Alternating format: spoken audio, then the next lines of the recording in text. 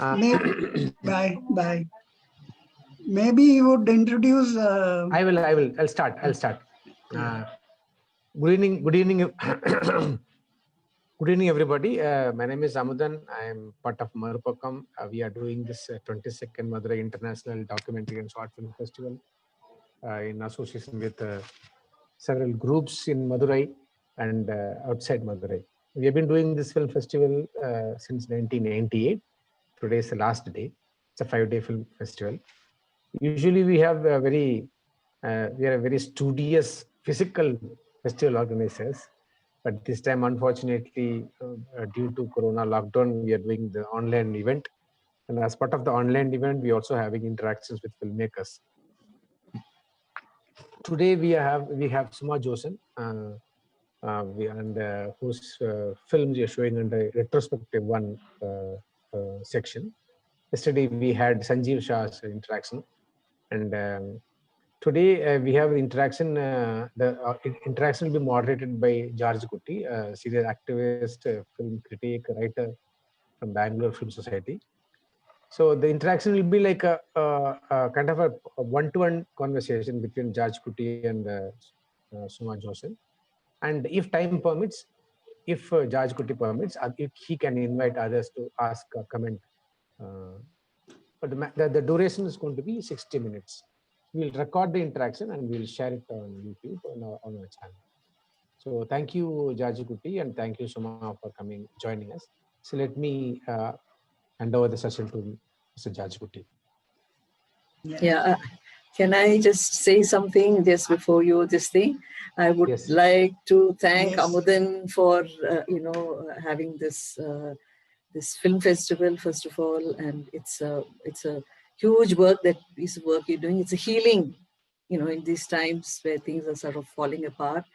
This is a healing sort of a movement that is happening. Thank you very much. Thanks. I too am really happy that Amudan has given me this opportunity to have a conversation with you. And in fact, when I went through the internet, I felt, that I did miss you, that so very creative, that you are. Poems, plays, novel, documentaries, and documentaries and feature-length films. And in fact, it is really, really wonderful. And I wanted to have a complete, I wanted to familiarize with your complete work, but that I couldn't, mainly the feature films. And I could watch only Sari, and then I could get to most of your documentaries. See, what I would like to say is that your documentaries mainly. I'm sorry. I am in the office. You are getting other sounds because people are moving. They will go now. See, in fact, your three of your films, is very, very relevant today. That is, one is In Search of Lost Rice Seeds. Then I Want My Father Back. And also Before the Last Tree Falls. In fact, if you really look at these three films, and what I would like to say is that it is so very contemporary with farmers across the country, in confrontation with the government because of the new land reform act, So can you kindly tell us, this is very, very socially conscious film that I feel everybody must say. Maybe you could talk, what inspired you to go into these kind of documentaries. Yeah. So the thing is that I shifted maybe to you could take maybe you could take film by film. See, for example, In Search of Lost. Yeah, I would prefer to go back to the first film before The Last Tree Falls, which was shot in Wayanad. So that was the earliest film that was, I think, made in 2006, actually. And I made that film because farmers were committing suicide in Wayanad. I mean, such a beautiful place where everything is so, it's there, it's right there. Nature is thriving in that place. And farmers were committing suicide. So that was one of my first films on agriculture. And when that was the introduction to my, making documentary films on agriculture, the first thing. And what I discovered there was, and what I would discover later on in the various other films that I made on agriculture, was that there was a complete breakdown of the system. So as far as farming is concerned, one looks at the soil. And so I guess one needs to go back to the Green Revolution, which is what I've done, in all my films on agriculture. And the Green Revolution replaced traditional farming, which we're doing for centuries, with the with chemical farming. And the moment you introduce chemicals into the soil, it goes into the water system, the air, there's complete decimation of the biodiversity. So this was what sort of, it was for me, it was the first introduction to this fact that there is a collapse happening. This collapse was happening then, and it is even happening now. I think some people are trying to get in, I don't know. Amudan has to let them in. Anyway, so there was a complete collapse of the system. And of course, all these, trade laws, the WTO, basically, to make it very simple, the taking of people's lives, their food, by the corporate sector. And, once that happens, it is a slow decimation of these small scale farmers. So this is what sort of urged me on to, start on this journey. Yeah. I can't hear you. Because of the noise. See, maybe you could really elaborate a little more on this film, on the Before the Last Tree Falls, because there you are trying to weave in, on the one hand, the migration from the south to Malabar of. I feel predominantly, if predominantly it is a Christian community, Christian agrarian community that migrated from the south to Malabar, and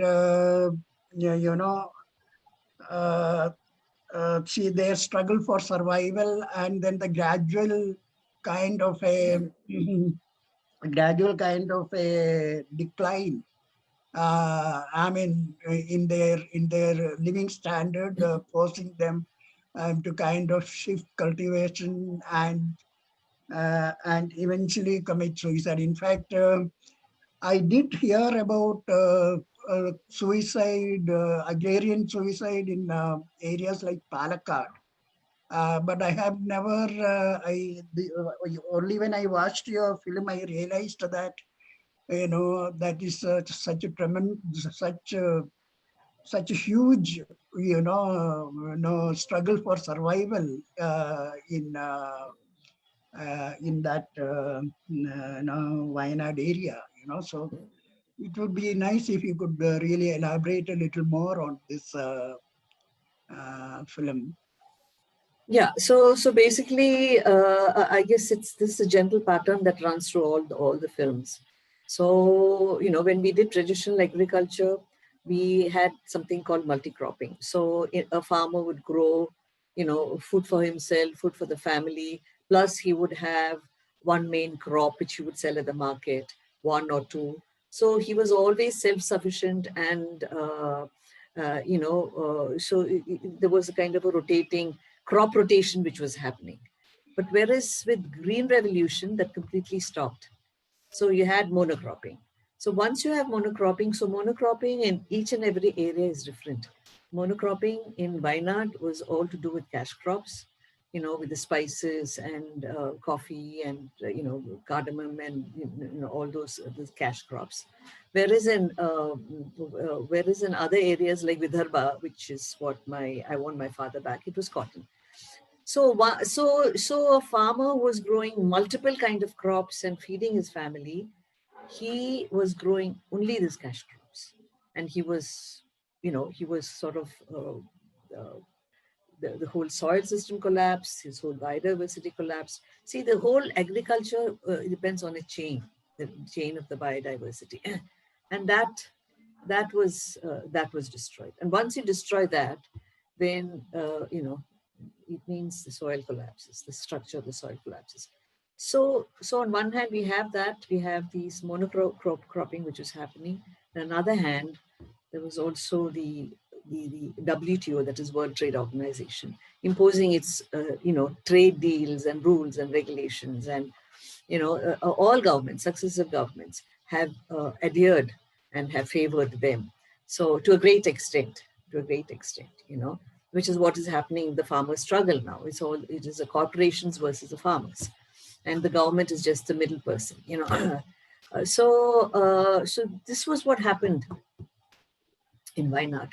So you have this, coffee plantations which take so many years to grow. That was all. It was all cut down, and then they started growing vanilla because the price of vanilla at that time in the market was very high. So they felt, okay, we'll do this. This whole question of money, cash flow. Okay, so these two factors, this monocropping and the WTO trade deals that were happening, because government was, the import tariffs were brought down. So once tariffs down, then the price crashes, just like what happens to rubber and various other crops. So this led, and on top of that, you had Green Revolution, which was giving loan, first free, and then with little bit of what to say, help in the sense that they would give the loan, and then they would make the fertilizer free and that free. And then, so, it was a give and take sort of a thing. And then it reached a stage where this whole loan, which was never used for farming, it was only used for various other things, for a wedding or, for the house needs. They needed to restructure the house, they need to build a house or whatever. So it was never used for farming. So all these factors sort of combined together and brought this crash. And this was happening not only in Wayanad specifically because they had the cash crops, but it was happening all across. So if you take the pattern, whether before the last tree falls, or I want my father back, and in search of our lost rice seeds, it's the same. Because I would like to come to the rice seeds film later on, but it's the same. Yeah. Yeah. In fact, I just wanted to know whether these films are widely circulated, or because in Kerala especially, there's people have this habit of taking the films to the rural areas and to people who are affected and screening it. Is there any such thing? Yeah, good question. And actually, I'm not able to give the answer because some people have used it extensively. and it has been screened widely. Like I Want My Father Back was used extensively by some groups in Vidarbha. Some Before the Last Tree Falls, yes, definitely that was also used. But I don't know to what extent. See, the thing is, once you make a film and then you give it to people, then it goes out of their hand. You don't know where it is going until and unless you get feedback. So I Want My Father Back was screened in Vidarbha. But then it's really a very good question because you don't know actually. And I wish more people would use it. Like I Want My Father Back was, dubbed into various languages. And, I think in 6 languages. And I don't know about the other languages, but then, yeah, so. Is it in Kannada? Yeah, it's in Kannada, it's in Tamil. That is a film on Vidarbha farmers. So Kannada, Tamil, English, Marathi, Hindi, Telugu. These are the languages. I am in touch with some of the people who are engaging with farmers in Karnataka. That is in the. I would like to get because of my problem also is that of language, because the kind of collections that I have is mostly English. And of course, I have watched your film with English subtitles, which is needed. Otherwise, I wouldn't, other than Malayalam, I wouldn't follow. I would really like to connect with connect with this rural population and take this films to them. Of course, it would take a little time in the sense that I had to stop my screening activities from March due to COVID. And then there are too many, festivals happening online. And so I'm not so much, fond of the online festivals. I have to be very frank, but that's the only option, and the reach is greater. I do agree with all that. And of course, if this kind of an online opportunity was there, we would not have been talking to each other. So it has got its really positive side. And, maybe in a couple of months, that in a couple of months, one is hoping that the COVID situation is improving and one could start screening. And I certainly would like to take agrarian-related films of yours to the rural area, and maybe you could come to Bangalore as well to interact with. To move from this agrarian. Can I just interrupt you? Where is Amudan? Because there are some people who want to come in. Amudan? I don't know where he is. I'm here. Amudan, I think there are some people admitted. Okay. I think 2-3 of them were there. Admitted. Anyway, yeah. I've kept my audio mute so that. Yeah. I'm here. Yeah. Okay. So. Amudan, you also, as I am talking to you, if there are more people who would like to ask different questions to Suma. That we can do it. You continue your discussion. We can ask them later. You finish off your. So I would like you to move away from this agrarian related. In fact, your film, this film, and Niyamagiri, you are still alive. And in fact, it's again, it's again about subsistence farming and living, and then corporate coming in and trying to destroy a culture, a particular kind of living. Can you kindly talk about this documentary a little bit? Yeah. So this is. Can you hear me? Yes. Yes. Yeah. So basically, Nyamgiri, you're still alive. You know, it's, of course, I think we know after seeing the film, it's Vedanta.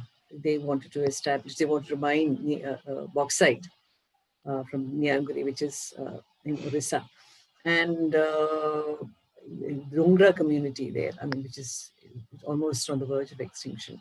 They are the ones who have been fighting. So, yeah, so the thing is that, you know, it's such a beautiful place, because when I went there, I mean, I made 2 visits there. The first time I went there, and the camera person and I, we were like, you know, so, you know, we were just going around in circles, you know, trying to find what to take. And then, so I told him, I said, you know, what do we take? Because it's so beautiful, all around 360 degrees, it's so beautiful. And he also said, yeah, I also don't know where to put the camera because it's so beautiful. So, you know, so it's such a lovely place. And then you find when you realize that the whole thing is going to be destroyed, you know, it's going to be completely, you know, bereft of all the greenery and everything. You know, it's like a struggle. You know, the problem is that there are like this farmers struggle which is going on. All these struggles are taking place, but we are so dependent on the government and so dependent on the courts also, that everything revolves around that. And sometimes we just become, you know, completely what to say, helpless about these things. There is this helplessness which is going on, and more so now, you know, what is happening today.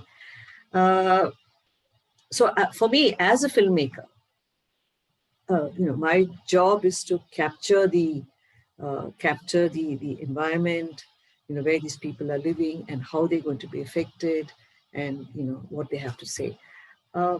So, you know, many times when I screen these films, you know, one of the questions which is asked is, I'm going slightly off the question which you asked. One of the questions which is asked is, you know, why don't you give space, voice to the government or the people who are for the project?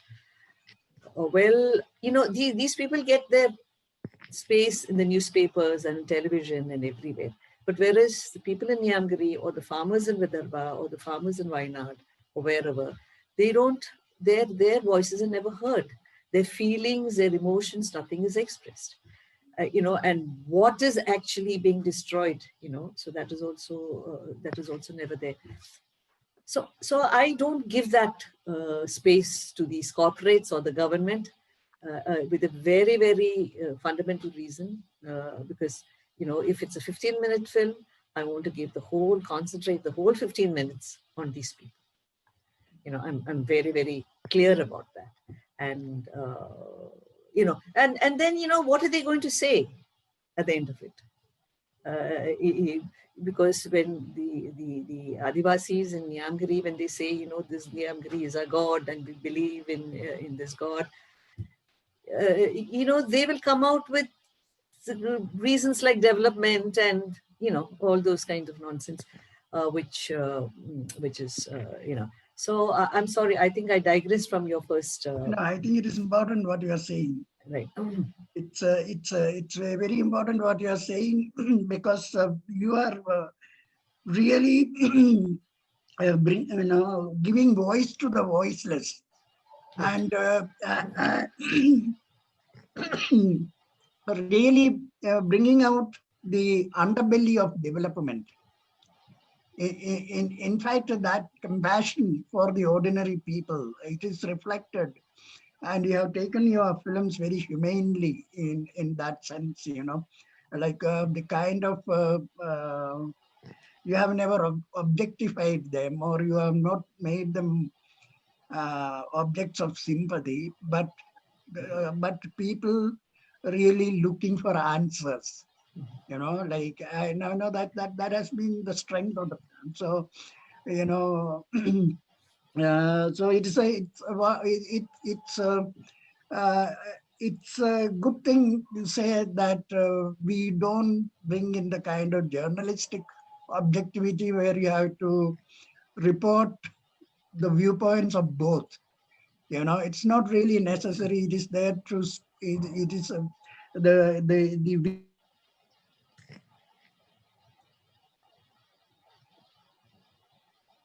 Hello? Hello?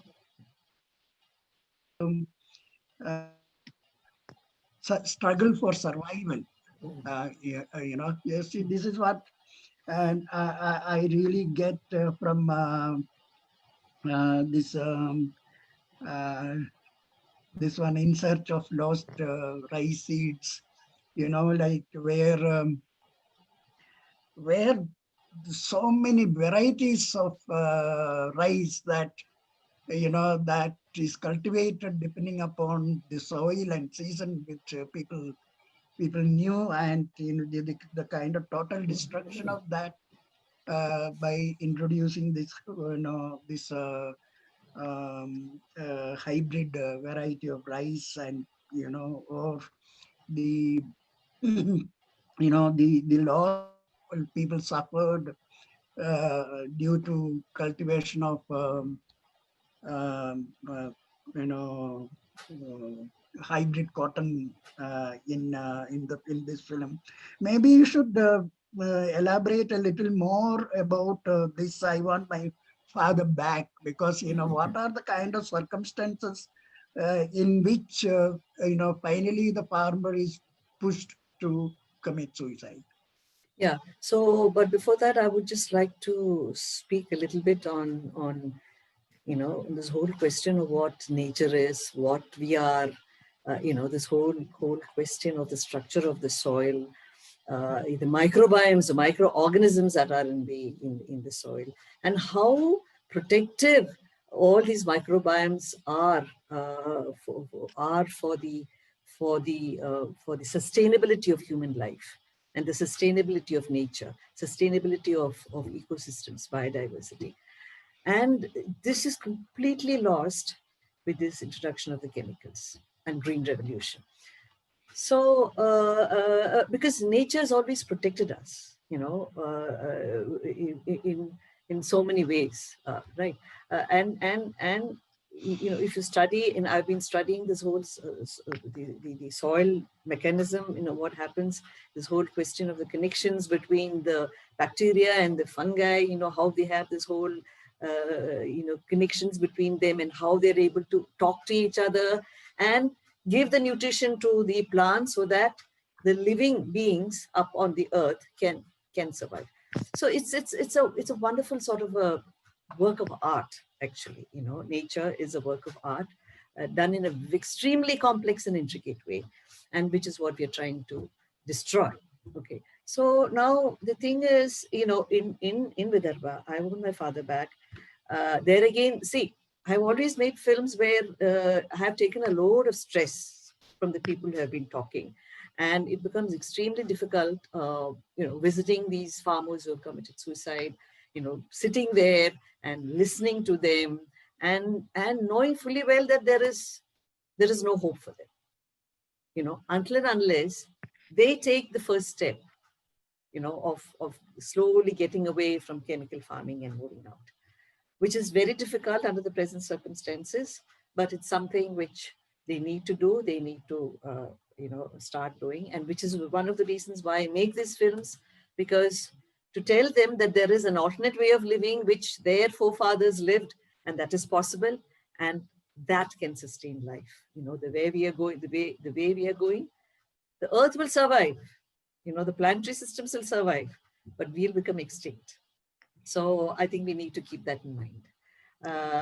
Yeah. So then with I Want My Father Back, just like in Wayanad, cotton is the main cash crop there. And again, this whole greed, they put in more pesticides so that they get more cotton, more yield. Then their pest attacks are there. Then they put the pesticides, and they put their fertilizers, and so on and so forth. And the soil deteriorates. Then the yield goes down. The yield drops down. So this is a cycle which has been followed since Green Revolution. Okay, No, so what happened is in Vidarbha,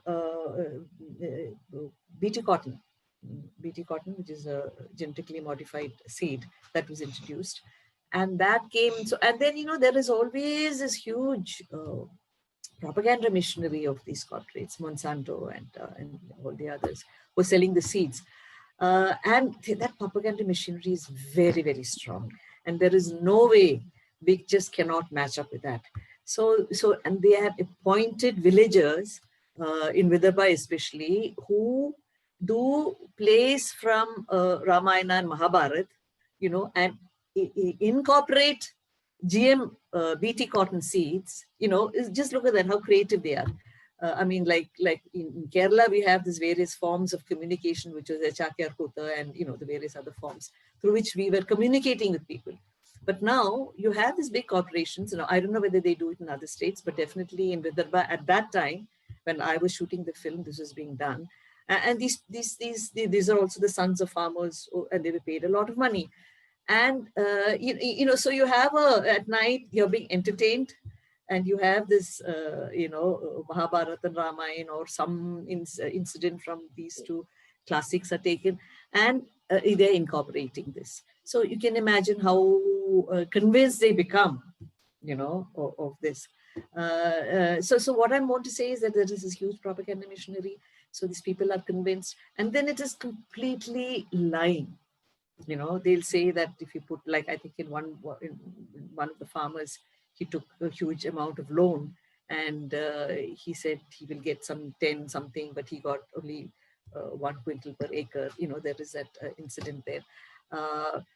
So this is what is happening in Vidarbha, and now if you see what has happened after the suicides, which are still going on, it's not stopped. And there are so many suicides happening all over the country, and also in the US. Those suicides are all the farmers committing suicides abroad at an international level. That is never, it never comes out. And even here, the numbers are fudged. We don't know the actual numbers. And then if a farmer commits suicide because of the various reasons, they say it's because he drank, he's an alcoholic, or, so then he's removed from the list. So now what I want to tell you is that, what I want to tell you is that,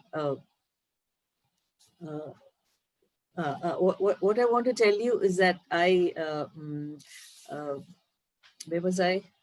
That farmers are committing suicide across the world. Right. Across the world. Yeah. And I should also tell you one incident, because I had a screening in Los Angeles, and one of the persons who's a very prominent farmer activist in the US, she came to me and she just hugged me and she started crying. And she just bawled. She started crying. And then I said, then I was just waiting. And she said she had about 400 acres her father had, but he was forced to sell his land.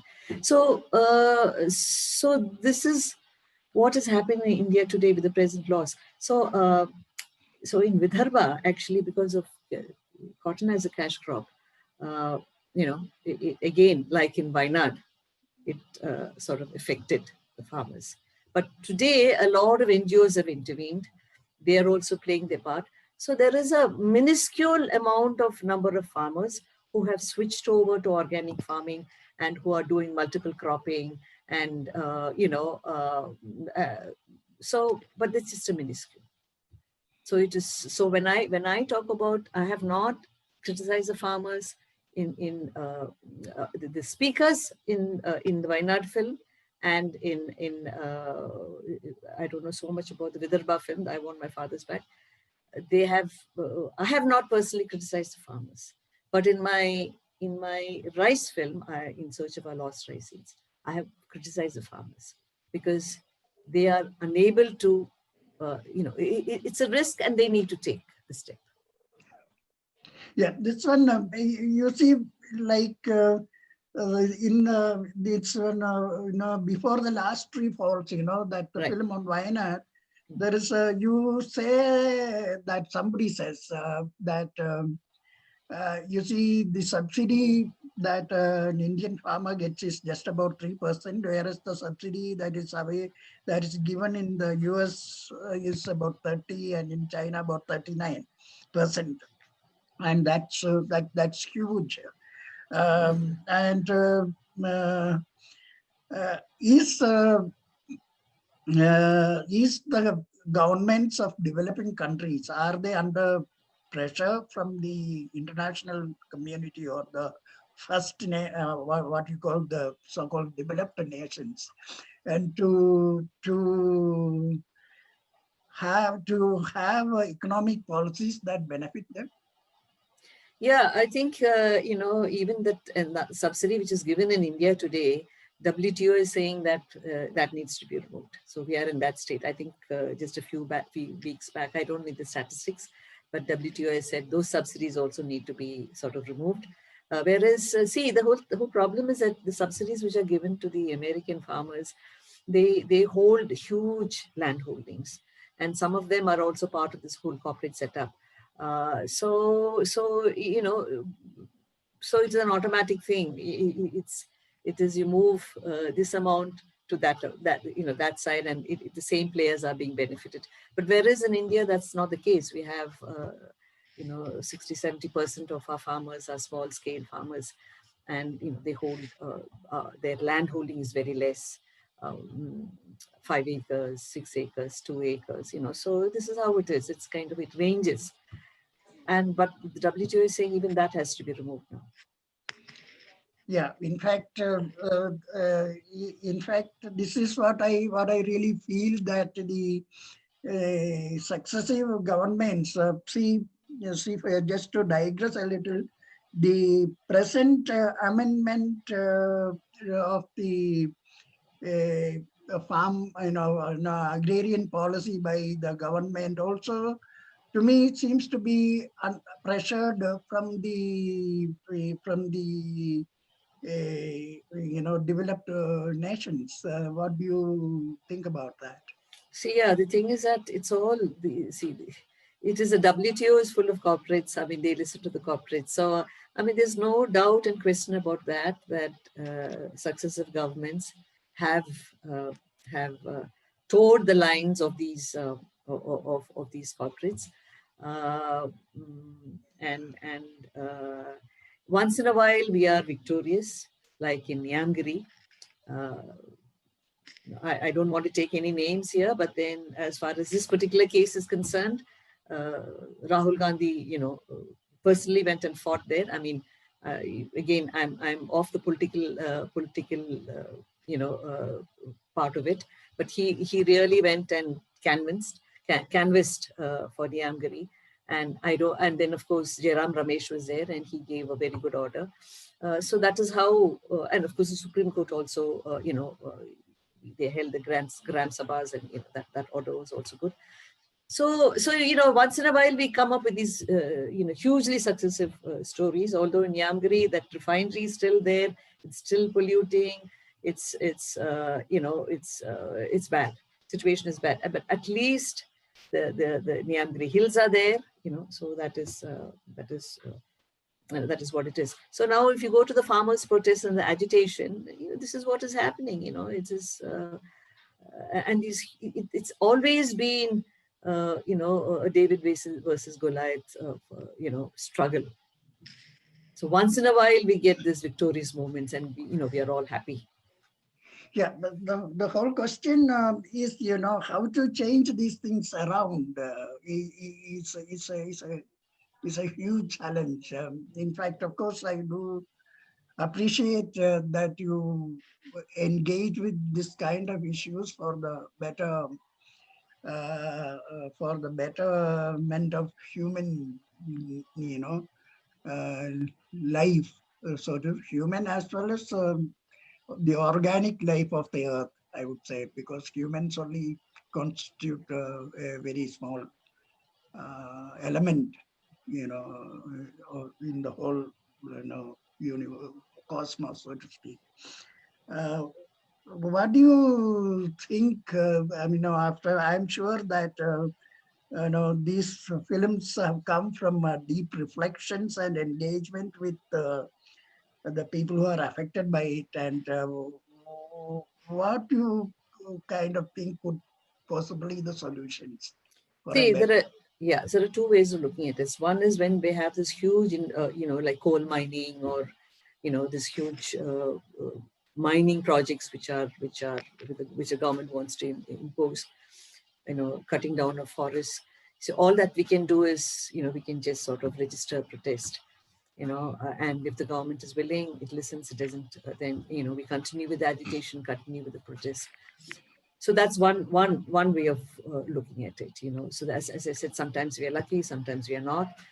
But as far as agriculture is concerned, definitely there are things which we can do, and which is why I have tried to concentrate on success stories.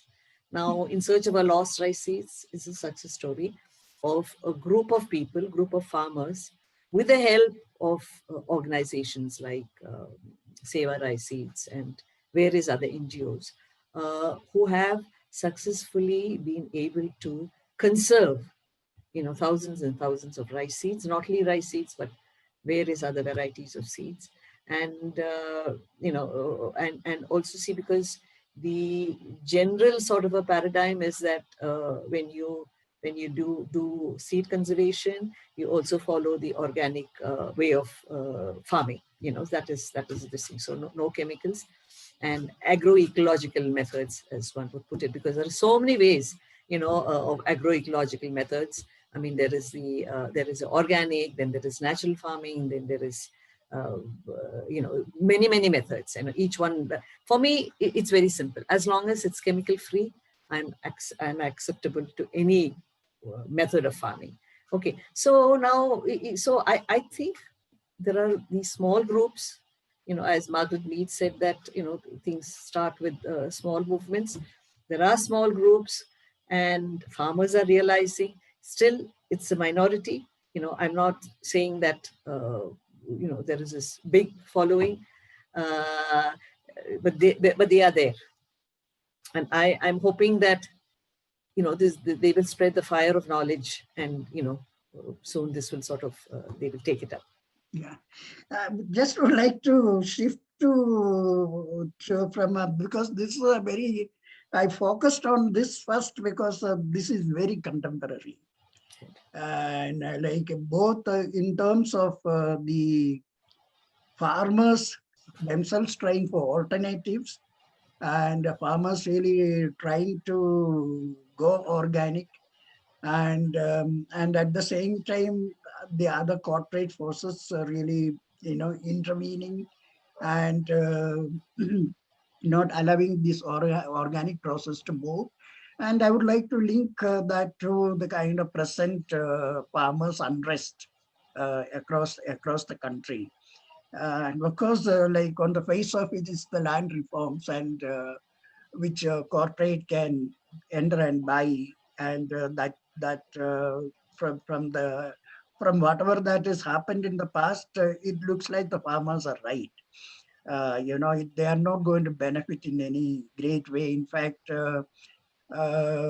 see that I read in Bihar or Orissa a couple of days ago, the farmers left bags of rice on the roadside because they were not getting the kind of price, which means minimum support price, and so this is something that is very, very contemporary, and and I think these films will live for a long time because because it is really addressing the very deep anxieties of the majority of our people living in rural areas. I would like to shift to another very, very interesting documentary you made, Butterfly Stand Still. Right. What an amazing film. What an amazing film. Where did you get this subject, and how did you come across, and how did you so beautifully presented it, see, and so engaging and so human, Yeah, you could yeah. share in detail. Yeah, the thing is, before I comment on Butterfly Standstill, I would also like to, on the subject of farming, I would also like to say that the consumers, we as consumers, it's very important that we sort of purchase, that kind of organic food which these farmers make. So that so there is a give and take. Farmers can shift, and they, their produce is also being consumed. So that is one thing which I forgot to mention earlier. Yeah. So regarding Butterfly Standstill, it all happened like magic, and actually I myself don't know how it happened. It sort of all fell in place, and I've been wanting to make because I know R.A. In fact, I met R.A. in Akbar Padamsi. Akbar Padamsi, the artist who passed away recently. I met R.A. and her daughter in Akbar Padamsi's house, and I was like blown away by the fact that here's this big, huge painter, and then here they are, and so it's sort of. I was making a film on Akbar, by the way. It is not there in the retrospective. So I, from that time I said, I need to make something on her, Ari. And she was, she could sort of talk properly and express herself. And then, of course, it was years later that I revived the whole project, and then these two artists, and then I wanted to connect it with so then I visited her. She was living on the pavement in Mahim, by this Mahim station. I don't know, people who are familiar with Bombay will know. So she was living there, and then she took me to a house, and then the Zopatpatti there, and then of course they were all shifted from there and taken to some other place, and they were virtually dumped there. Now, the thing is with and there she was, a person who was living on the road, in a shanty on the road. There she was visiting all these big artists, she's visiting the, the irony of it all, because she stands out as a metaphor. Yeah. She stands out as a metaphor of exploitation. How things are being exploited. Now, I have got nothing against artists, because this was what it was. I'm not saying that at all. I mean, I would like to withdraw, but then withdraw that statement in the sense that it was a part of a job. Yeah. Right. So, and artists were doing the part of their job. Okay. So, but then for me, it was like what to say, a symbol which sort of came together. And fortunately, both the artists who worked on her, Jyoti and Bharati, they came out with these wonderful images which sort of caught her, what she represented so well, on film, in everything, whether it was Jyoti's installation or Bharati's installation. So in Jyoti's, it was like, you're basically entombing her, making her into a piece of what to say, just entombment, putting her behind the plastic and embalming her, And with Bharati, it was like cutting her, chopping up that image. Again, one is concentrating on the image. You're not talking about the person at all, which is what the artist meant. So it all, and then, she told me all this, but then when I started interviewing her, that is when a lot of her story came out. And I actually, as a filmmaker, to tell you honestly, I was like confused. Now, how do I handle this subject? Now, is the film on R.A.? Is the film on R.A. and the work that she's doing? Or is the film on R.A. being what she is economically and mentally and psychologically? And finally, I said, okay, I'm not going to intellectualize this. I'll just leave it as it is. I'll leave this whole thing as an image, which is, I think, there very much in the title itself, So I said, I'll just leave it as it is. and let it be. No, in fact, it is really fantastic. I just couldn't believe that like from this kind of a documentary, that's a work of art itself. What you did, that's what I would like to say, and not compromising on the essentials. The pain and the suffering. And all these happenings again, actually within the frame of struggle for survival. The desire. I mean, she's come to Bombay in pursuit of happiness. And in fact, it's her sister who is telling you have to do this job. That agony comes through very much. That agony comes through very much, and her determination to live life, amidst misery, amidst penury, and she captures definitely dignity. In fact, that is what I started by saying. Your film carries so much of dignity, which is so very central.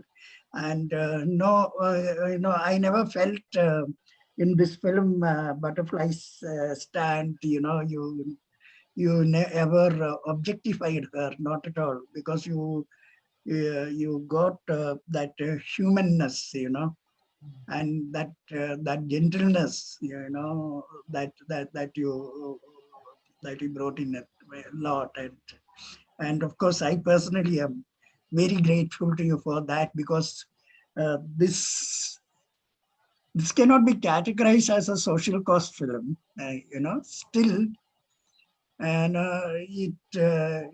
it captures that tremendous desire for being dignified human, so that's very much there. I don't know, would like to make a further comment on this film. Right. And also I would like to say a word about the two artists, Jyoti and Bharati. They also handle the whole subject with a certain amount of dignity while keeping the pathos in mind, and bringing out that image, because I did explain to them that this is what it is. And then, so I think that was also important to make that film what it is. Yeah. Just to move on, I think we have just 10 minutes left. But I think there are so many people I see on the screen listening to us. I saw the film Sari. This is a very moving, touching film. In fact, I cannot categorize it. It's a brilliant film, and I cannot really say it's a children's film. It's not. It's so beautifully woven and childish fantasies and friendship. And maybe you'd like to share the kind of inspiration that for film and the context and. Yeah.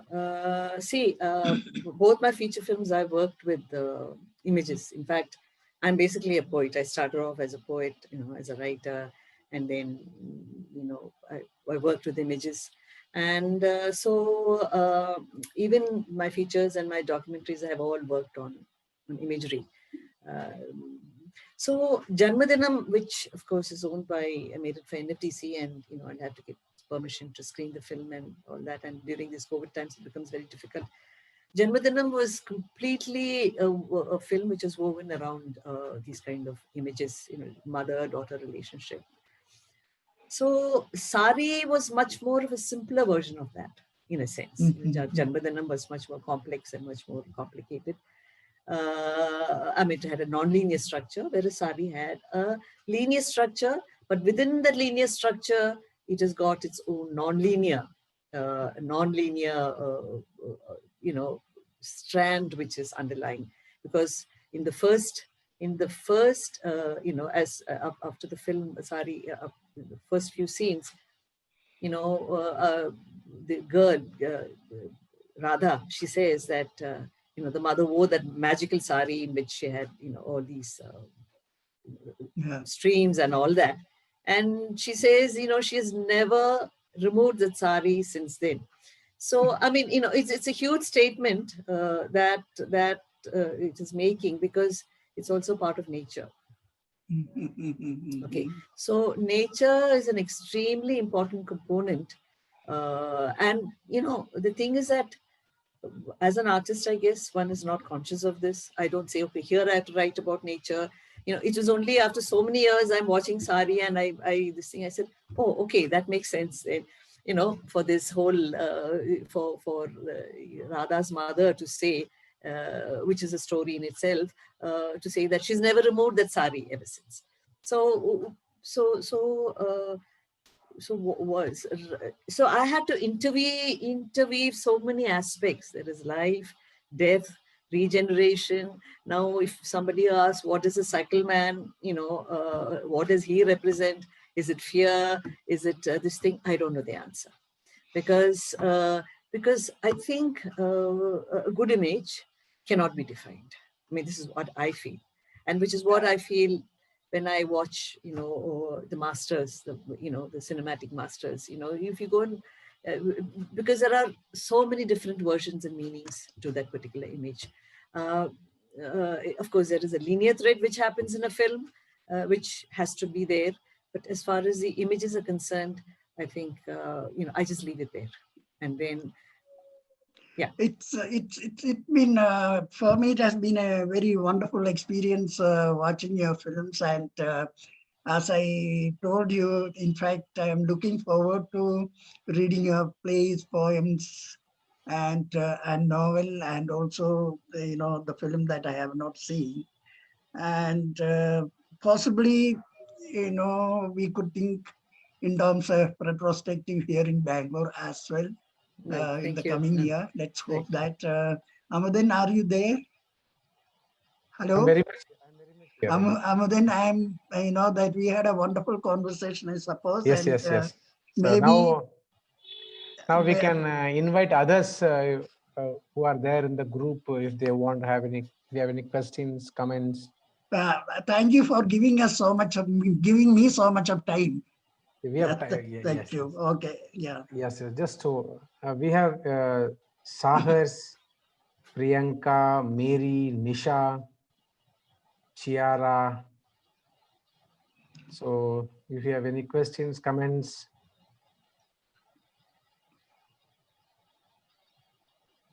Visviban. Vivian. Vivan, yes. Yeah. Hello, friends. Any questions, comments? Yeah. Inspiration to make sari. Chiara is asking. Inspiration to text. Inspiration to make sari. Yes. Yeah. The thing is that I don't know how it all came about. See, actually speaking, it starts with one image. I guess it's just like the cell formation, I guess, you know, one cell, and then it sorts of divides, and then, you know, you have the whole thing. So I would put it across that way, and I frankly don't know how it started. Yeah, I mean, inspiration, I guess it just grew on, you know, these two children, and you know, this whole question of death and birth.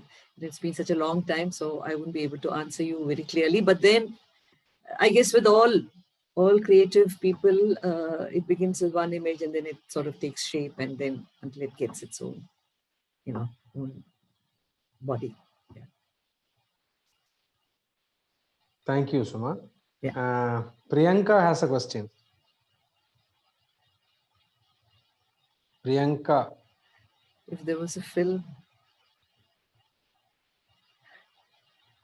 Okay, what is a film I would like to make on?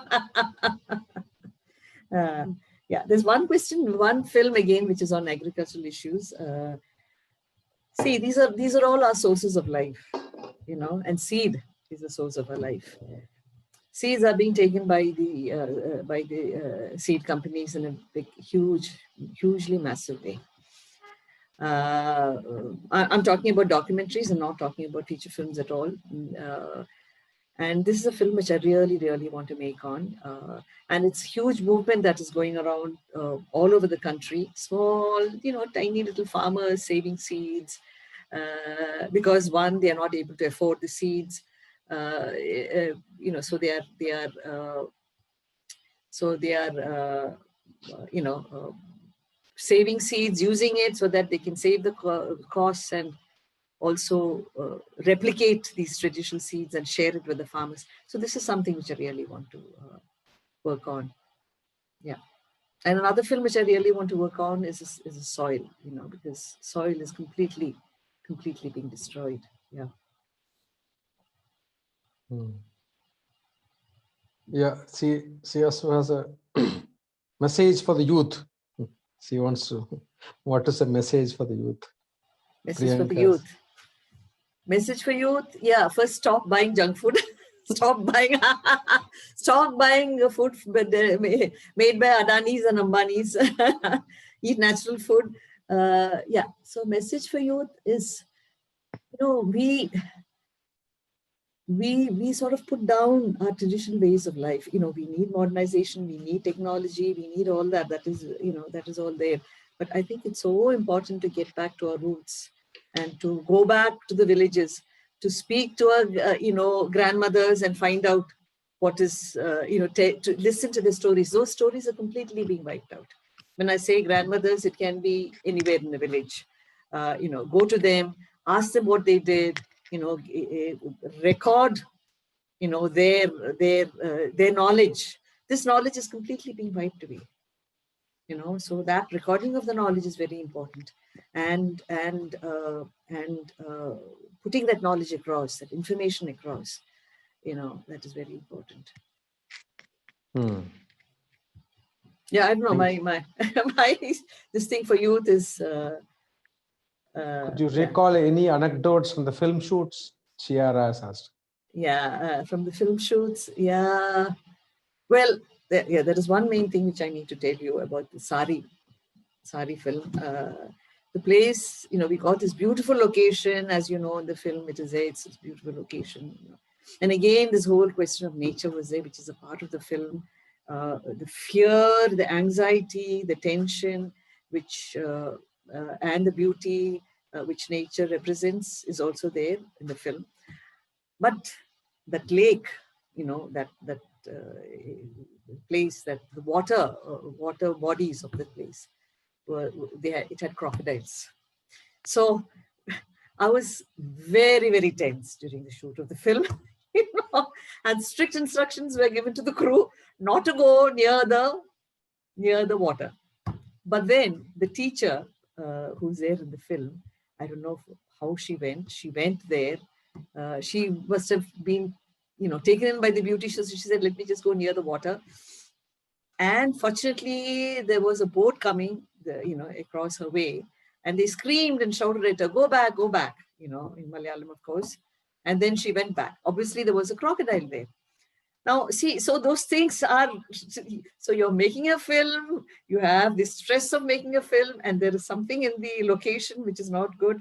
You need to shoot your film in that location because, everything is there, but still there is danger there. So this is one of the anecdotes. Yeah.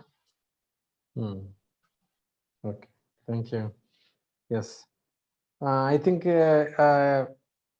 have covered mostly. I know, I'm sure, what filmmakers' entire filmography cannot be covered in a 1 hour discussion, but still we can, we can feel happy that we have had a discussion with you. If others do not have any comments or questions, and if George Kutty, do you have any final comments, questions? No, I think it has been a wonderful dialogue. That I'm looking forward to another one in the coming year. That's what I would to say. I would like to see the film, and I would like to, screen it in Bangalore and in a physical environment. Amudan, I certainly will invite you for that. So that's what I would like to say. And I'm very glad we could share your thoughts, and I'm very glad that your works are extremely valuable, and it doesn't look as though it was made some time back. It is resonating as though it was made now. Like all of them. The documentaries I watched and the sari, the film, the kind of emotions it generates. It doesn't look it was done some time back. So that is my feelings about the whole work that you have done. That's some of them. Yeah, thank you. Yeah. Thank you, Judge Kutty. So thank you, Suma, for first of all to start with agreeing for a retrospective at our film festival, which is a very small film festival. We are not a very popular. We organize in a very small town like Madurai. Still, you appreciated it and accepted it. So thank you very much to start with for agreeing to have your retrospective. Number one. Number two, thanks for the emails and interaction that we had the past 1 or 2 months, and sharing your films, and showing your patience in deciding the package. Usually we do not show a feature film as part of a film festival, but because you made a feature film, and I thought it would not be fair if you don't screen your film, because that's also part of your filmography. So that's why we agreed, and you also happily accepted the idea. So thank you for sharing your films, and for the film festival will be over by tonight, 12 a.m. So kindly share if you want to share, inform others, those who want to watch the films. And thank you very much. Thank you all for joining the interaction. So we'll be recording. I'm recording the whole proceedings. I will be sharing it on YouTube and share it to everybody. Thank you, everybody. Thank you very much, Amudan, for giving me an opportunity to show all these films, and thank you, George Kutty, for for moderating this and having this very good discussion. And basically, I just want to leave the message that people are struggling everywhere, be it farmers or this thing. And what I'm trying to do as a filmmaker is to put across and bring across, the emotions and the, make their voices heard. And that has been, as a filmmaker, that has been my goal. Yeah. Thanks a lot. Thank you. George, thank you very much, Amudan. Thank you very much, Suma. Thank you. Thank you. Thank you. Good night. Good night. Good night. Good night.